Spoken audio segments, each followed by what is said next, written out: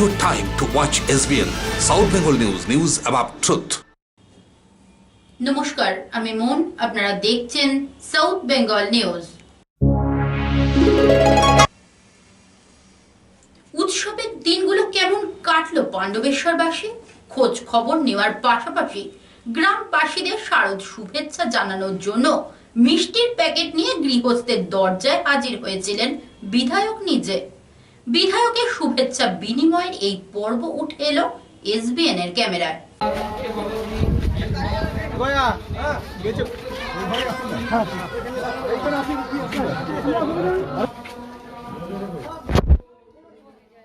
পুজোর পর এসছি আমরা বিজয় করতে। ভালো থাকবেন সবাই। আরেকটা আছে শুভ বিজয়া।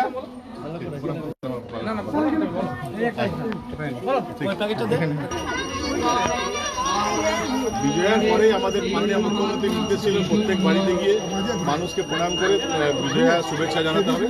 তো সেটাই আমাদের দলের তরফ থেকে আজ থেকে শুরু করলাম। আমরা আমাদের পাণ্ডবেশ্বর প্রায় 60,000 বাড়ি আছে। প্রত্যেক বাড়িতে আমরা যেখানে যেখানে পারবো আমি যাব, আমাদের আরও সংগঠনরা আছেন তারা যাবেন। সব জায়গায় গিয়ে প্রত্যেকের বাড়িতে শুভেচ্ছা বিনিময় করবেন, সবাইকে দুর্গোৎসবে শুভেচ্ছা জানাবেন, বিজয়া প্রীতি শুভেচ্ছা জানাবেন, তার সঙ্গে একটু মিষ্টি মুখ করাবেন। সেই কাজটা এই গ্রাম থেকে আমরা শুরু করবো। প্রথমে ধূপ, তারপরে মিষ্টি। কি বার্তা? হ্যাঁ, প্রথমে ধূপ, তারপরে মিষ্টি। সবটাই শুভ। তো ধূপটাও শুভ কাজে লাগে, আর মিষ্টি মুখও তো আমাদের প্রথা আসছে, দাদু আমল থেকে এটা চলে আসছে। এটাই তো বাংলার ঐতিহ্য। এটা আমাদের ঐতিহ্যকে ধরে রাখতে হবে, অন্য কোনো কারণ নেই। এর মধ্যে কোনো ধর্ম দেখা হচ্ছে না, কোনো বর্ণ দেখা হচ্ছে না, কোনো দল দেখা হচ্ছে না। সবার জন্য দিদির, সবার জন্য মমতা বন্দ্যোপাধ্যায়, সবার জন্য। সেটাই আমরা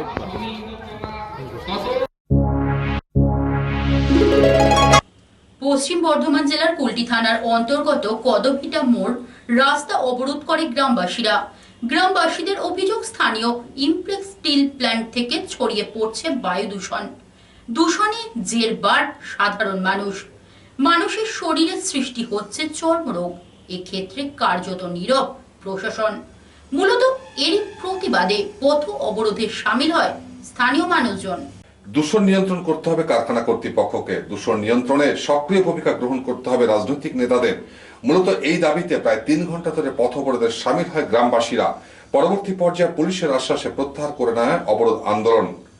সালানপুর থেকে মানবেন্দ্র চৌধুরী রিপোর্ট, SBN। ধুলো উড়ছে, সেই ধুলোটা আপনাকে ক্যাপচার করার জন্য 3 বেলা জল মারতে হবে। প্রথম বৃষ্টি কালাইলে তখন জলটা ছেড়ে দেবেন, বৃষ্টি শেষ হলে আবার জল মারতে হবে। জল যদি মারে দেন তাহলে কোনো লোকজনকে অসুবিধা হবে না। 3 বেলা জল দিতে হবে। আজকে আপনারা এখানে গেট জ্যাম করেছেন? গেট জ্যাম করেছি এই জন্য কি এই যে 3 সব ফ্যাক্টরি গেলার রাস্তা এটে, তো সব ফ্যাক্টরিওয়ালা পয়সা কামাই নিয়ে চলে যাচ্ছে, কিন্তু আমরা এখানে গরিব মানুষ ধুলাতে মরছি। মোট কথা হয়েছে এটা, মানে শুধুমাত্র ধুলোর জন্য আপনারা রোড জ্যাম? বাস ধুলোর জন্য, আর কেন? আমরা ফ্যাক্টরিওয়ালাদেরকে কোনো কি পয়সা ডিমান্ড করি না, কোনো চাহিদা নাই। বাস ধুলোটা বন্ধ করে, চাকরির কোনো ডিমান্ড করি না, কোনো কিছু চাইছি না। মানে কি চাইছেন আপনারা? শুধু 3 বেলা জল, এই যে 3 বেলা জল মারুক। আপনার নাম? আমার নাম হচ্ছে বিজয় ঠাকুর। আজকে হয়েছে আমাদের অন্য কোনো ব্যাপার নেই। এই যে শীতকাল, ঠিক আছে, এই তো 12 মাসে এরকম থাকে। এদের যে রোড ভেজাবার কথা ছিল, আজকে 1 বছর আগে একবার কথা হয়েছিল, তখন বলেছিল প্রত্যেকদিন ভেজানো হবে। তারপরে 1 মাস ওই 30-35 দিন মধ্যে ভিজিয়েছিল, তারপর বন্ধ করে দিল। আচ্ছা, তারপরে বর্ষাকাল এসে গেল, ঠিক আছে। এইবার যে এখন যে শীতকাল ড্রাই, একদম পুরো শীতকাল আসছে, তো এইবার এখন যে এত ধুলো, ওরা তো জল দেওয়ার নামই করে না। আমাদের দাবি হচ্ছে 3 টাইম খালি জল দিদি, রোড ভিজিয়ে দিক, আর কিছু চাই না। আপনার নাম? আমার নাম বাপি সেন। সংবাদ সফরের সময় হয়ে গেছে একটি ছোট্ট বিজ্ঞাপন বিরতির। দেখতে থাকুন সাউথ বেঙ্গল নিউজ। আমাকে দাঁড়িয়ে থাকতে দেখেনি দুজন, কিন্তু সেদিন ওদের এত নিষ্ঠার সাথে পুতুলের বিয়ে দেওয়া দেখে কোথায় যেন হারিয়ে গেছিলাম। পান পাতা 3 পর্দা সরিয়ে সম্ভ্রমে নত চোখ যখন তুলল, সে তার বন্ধুর দিকে এক চেনা হাসি খেলে গেল দুজনের মধ্যে। বিএন ঘাটি, আস্থার মাপকাঠি, 96 GT road, Asansol. Shajawat, an exclusive multi-brand showroom of bed cover, bed sheet, sofa cover, cushion cloth, towel, doormat, velvet carpet and so on. আধুনিক সজ্জাদ্রব্যের এক বিশ্বস্ত প্রতিষ্ঠান সাজাওয়াট। আপনি এখানে পাবেন রুচিসম্মত নামি দামি কোম্পানির bed cover, bedsheet, sofa cover, cushion cloth, towel, doormat, velvet carpet এবং আরো অনেক কিছু। সুতরাং আর দেরি কেন, আপনার ঘরটিকে মনের মতো সাজিয়ে তুলতে আজই চলে আসুন Sajawat, Parbati shopping market, block B, Ashram More. Asansol railway স্টেশনের প্ল্যাটফর্মে হকারদের ব্যবসা করতে বাধা দিচ্ছে আরপিএফ। কোন রকম নিয়ম নীতি না মেনে আদায় করছে আর্থিক জরিমানা। স্বাভাবিকভাবে জীবন জীবিকা থেকে বঞ্চিত হচ্ছে কয়েক শত হকার তথা প্রান্তিক ব্যবসায়ী। মূলত এরই প্রতিবাদে বিক্ষোভে সামিল হয় আসানসোল রেলওয়ে হকার্স একতা সমিতি। हम लोग का ये जो चर्चा के लिए आए हैं कि 2 दिन पहले हम लोग DRM साहब को एक ज्ञापन दिया था रेलवे होकर एकता समिति के माध्यम से। उनमें ये जानकारी DRM साहब को दिया गया था कि सर सभी ट्रेन तो मोटा मोटी एक्सप्रेस ट्रेन चल ही रही है, क्या उसमें कोरोना नहीं है? हम लोग चाहते हैं सर कि लोकल ट्रेन चालू किया जाए जिसमें सैकड़ों फेरी वाले हॉकर्स हैं, मजदूर हैं, रिक्शा वाले, टोटो वाले, सबका जीविका बंद हो चुका है। तो पहला मुद्दा हम लोग का था कि लोकल ट्रेन चालू किया जाए, ठीक है। जो गरीब मजदूर फेरी वाला 100 रुपये MST कटा करके दुर्गापुर तक जाते थे, आज उनका 100-150 रुपया डेली लग रहा, बेचारा बोनी भी नहीं करता, वो लोग रिटर्न इसी तरह से आ रहे हैं। ये पहला विनती हम लोग का है कि DRM साहब लोकल ट्रेन चालू किया जाए। दूसरा मुद्दा हम लोग का है कि हम लोग 40-50 साल से हमारे सीनियर्स होकर थे, 25 साल से हम खुद रेलवे के अंदर में नौकरी करते आ रहे थे। हम लोग ने नौकरी कभी बंद नहीं किया। हमारे ऊपर रेलवे प्रशासन का बहुत ज़्यादा जुल्म जाती हुई है, लेकिन हम लोगों ने नौकरी बंद नहीं किया। ये हमारा जीविका है, हम लोग रोजी रोटी से चलाते हैं। ये सिर्फ बंगाल ही नहीं, बेरोजगारी का समस्या पूरे हिंदुस्तान के अंदर में है और संविधान हम लोग को ये हक दिया है कि हम लोग रोजी रोटी किसी भी तरह से कमा सकते हैं, सिर्फ चोरी डकैती नहीं करें। तो हम लोग अपना जीविका चलाने के लिए हम लोग 30 साल, 40 साल, 50 साल से हम लोग नौकरी का एक जीविका चुने थे। रेलवे के अंदर बाहर मिला करके हम लोग आसनसोल के डिविजनल में सिर्फ 3 से 5 हज़ार हॉकर्स है जो हम लोग जीविका चलाते थे।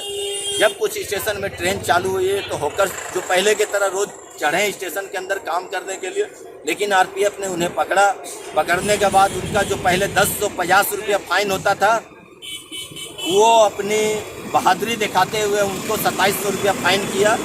जब हमारा टीम किया है, जैसे अमन टर्जन शर्मा जो रेलवे होकर एकता समिति के भी जनरल सेक्रेटरी है, वो गए बात करने के लिए, तो उनसे ये कहा गया कि आप जाकर के DRM साहब से बात कीजिए, अगर आप स्टेशन के अंदर में चढ़िएगा तो हम लोग 144 नहीं लगा करके हम लोग 2700, 3000, 3600 इसी तरह का फाइन करेंगे और ज़्यादा कुछ भी होता है तो हम लोग हाथ चार्ज करेंगे। आज किस लिए आए हैं? आज हम लोग आए हैं कि हॉकर्स का जो मुद्दा है, हम लोग स्टेशन के अंदर में काम तो कर ही रहे हैं सैकड़ों बरस, 50 साल से। हम लोग स्टेशन के अंदर में नौकरी बंद नहीं करेंगे। हम लोग का जो रेलवे के तहत जो धारा लगता है 144, कृपया वही लगाया जाए। और दूसरा ये रिक्वेस्ट रहेगा कि आरपीएफ हम लोग के ऊपर कोई हाथ चार्ज ना करे, कानून को तोड़ करके कोई भी काम ना करे। बस यही रिक्वेस्ट करने के लिए हम लोग DRM साहब के पास आए। तो 21 बैनर तले आए हैं रेलवे होकर एकता समिति। পশ্চিম বর্ধমান জেলার কুলটি থানার অন্তর্গত চৌরঙ্গি ফাঁড়ির লক্ষণপুর গ্রামে একটি ফায়ার ব্রিক্স কারখানার ইটের স্তূপ থেকে উদ্ধার করা হয় 11 ফুট লম্বা একটি অজগর সাপ। স্থানীয়দের কাছ থেকে খবর পেয়ে ঘটনাস্থলে পৌঁছে যান চৌরঙ্গি ফাঁড়ির পুলিশ আধিকারিক অনন্ত রায়। উদ্ধার করা হয় অজগর সাপটিকে তুলে দেওয়া হয় বন দপ্তরের হাতে।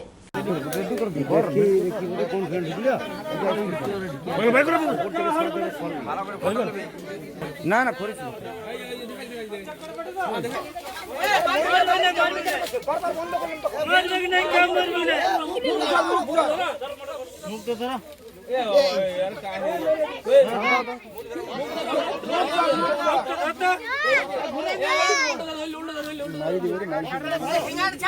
কাকা মোবাইলটা হটাবে কাকা।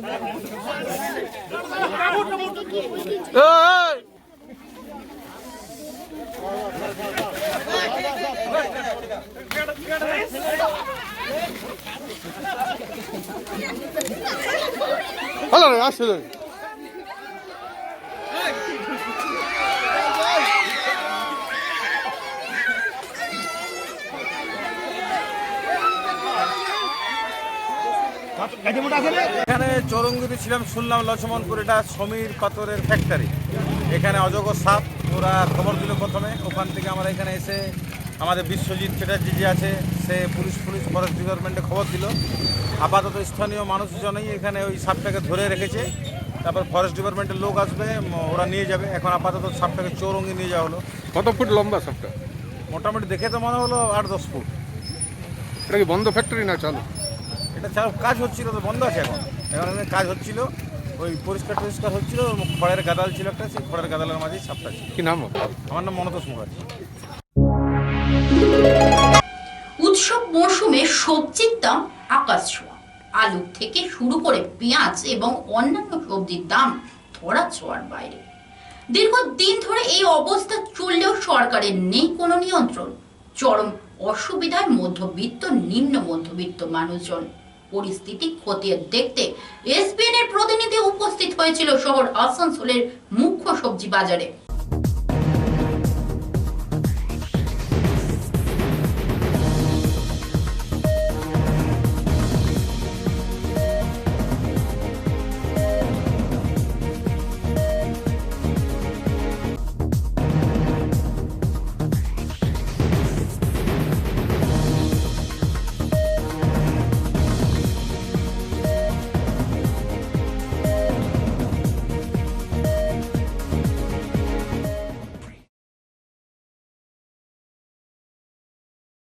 দিনের পর দিন যে সবজির দাম বেড়ে যাচ্ছে, কিভাবে দেখছেন এটা?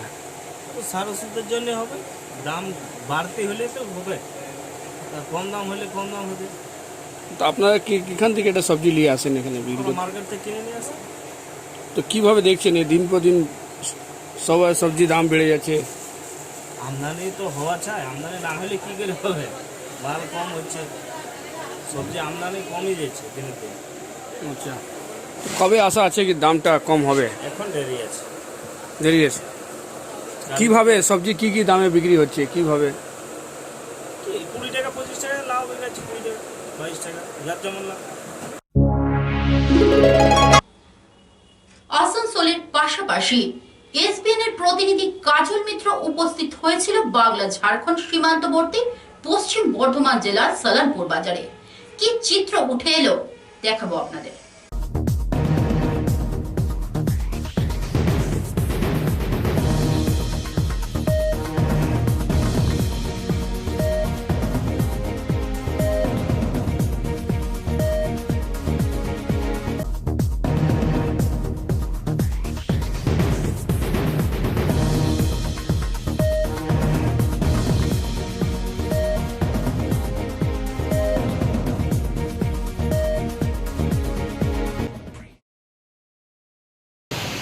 তো সবজির দাম ফাম কিরকম আছে? সবজির দাম আর কি বলে, গরিব মানুষ এবারে মরবে, কি করবে? এত দাম সবজি হয়ে গেছে। আলু 40 টাকা কিলো হতে চললো, পেঁয়াজ 80 টাকা কিলো, কি করে মানুষ খাবে? হ্যাঁ, সরকার কি করছে? শুধু ভোট লিবে। হ্যাঁ, গরিব মানুষের কাছে ভোট লিবে, আর সবজির জিনিসের দাম অত বেড়ে গেছে। আপনি এখন দোকানে কি কিনতে এসেছেন? কি কিনতে এসেছি? দিতে এসেছিলাম কারলা ভাজা করবো। কারলা গেলে ওরকম আছে কি, লোকে কিনছে না, শুকাই যাচ্ছে সব, রেখে রেখে সব কারলা শুকাই যাচ্ছে। আর লোকে কিনবে কি? অত দাম। কারলা 60 টাকা কিলো, এই শুকনো কারলা 60 টাকা কিলো। হ্যাঁ, কি মানুষ খাবে? কি নাম আপনার? আমার নাম সিকান্দার সাউ। সংবাদ সুফল এখনকার মতো এই পর্যন্ত। সমস্ত খবরের আপডেটস পেতে চোখ রাখুন এই সময় এই চ্যানেলে। নমস্কার।